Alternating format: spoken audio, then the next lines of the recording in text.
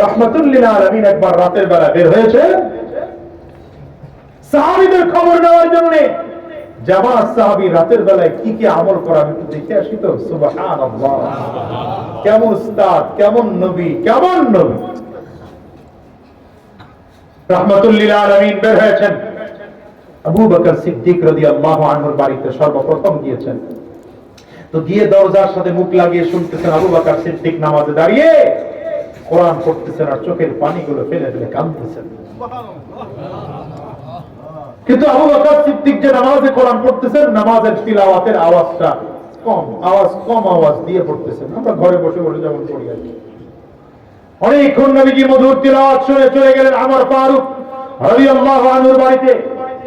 হযরত ওমরের বাড়ির বাউন্ডারি দিয়ে ঢুকতেই শুনতেছেন জোরে জোরে কোরআন পড়তেছে হযরত ওমর। রেজাল্ট দুইজনেরই কি ভালো, বুঝেন না মনে হয়? রেজাল্ট দুইজনের রিপোর্ট ভালো। কিন্তু নবীজির মনে এক চিন্তা, ওমর এত জোরে জোরে কোরআন পড়ে, আবু বকর এত আস্তে আস্তে কোরআন পড়ে, কারণ কি? ফজরের নামাজ পড়ার জন্য নবীজি চলে আসতেন, সব সাহাবায়ে কেরাম আসতেন। নবী আমার দাঁড়িয়ে বললেন, এই সব চলে যাও, আবু বকর ওমর তোমরা দুইজন বসবে, তোমাদের সাথে কথা আছে। দুজন বসেছেন।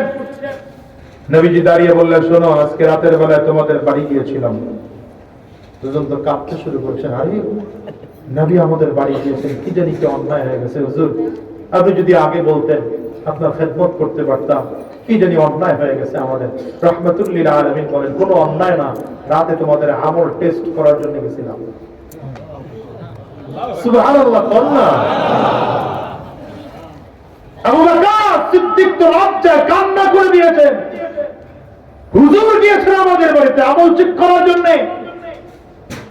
নবী বলেন, ওমর, আবু বকর, আমার কাছে ছোট্ট একটা প্রশ্ন, কোরআন তিলাওয়াতের রিপোর্ট দুইজনের ভালো, নামাজে দাঁড়িয়ে দুজনই কোরআন পড়তেছ, আবু বকর আস্তে, ওমর জোরে, কারণ কি?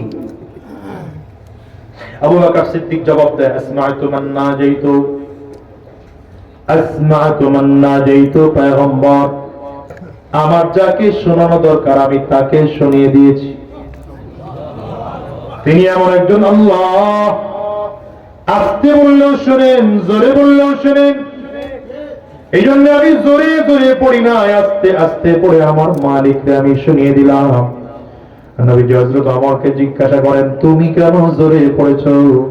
ওমর রাদিয়াল্লাহু আনহু মনে মনে ভাবেন, কোনদিন তো আমি দুই নবী আবু বকরের চেয়ে বেশি নম্বর নিতে পারি না, আজকে আমি দুইটা ফজিলতের কথা বলে ভাই আবু বকরের থেকে বেশি নম্বর নিতে চাই। দেখে বললেন, পয়গম্বর, আমি দুই কারণে জোরে তিলাওয়াত করেছি। এক নম্বর কারণ, রাহমাতুল লিল আলামিন, আপনি তো বলেছেন কোরআনের তিলাওয়াতের আওয়াজ যতদূর যায় ততদূর নাকি শয়তান থাকে না। এই জন্য আমি জোরে জোরে কোরআন পড়েছি যেন আমার বাড়ির আশেপাশে শয়তান না থাকে। দ্বিতীয় নম্বর, আমার কোরআন তিলাওয়াতের আওয়াজ যখন মানুষের কানে চলে গেল, তাদের ঘুমটাও ভেঙে গেল, আমার পরিবারের অন্যান্য সদস্যরাও নামাজে দাঁড়ানোর মতো সুযোগ তাদের হয়েছে। এই যে নবীর কাছ থেকে সাহাবায়ে কেরাম শিখেছেন। হযরত ওমর অর্ধ পৃথিবীর শাসক ছিলেন, কিন্তু হযরত ওমর একা একা হেঁটে হেঁটে হেঁটে হেঁটে মানুষদের খবর নিতেন। সিরিয়ায় গিয়েছেন, সিরিয়া যাওয়ার পরে সাথী হয়েছিলেন আলী রাদিয়াল্লাহু আনহু আর উসমান বিন আফফান রাদিয়াল্লাহু আনহু। দুইজনে ঘুমের মধ্যে রেখে ওমর ফারুক একা একা রওনা করেছেন সিরিয়ার মানুষদের খোঁজ খবর নেওয়ার জন্য।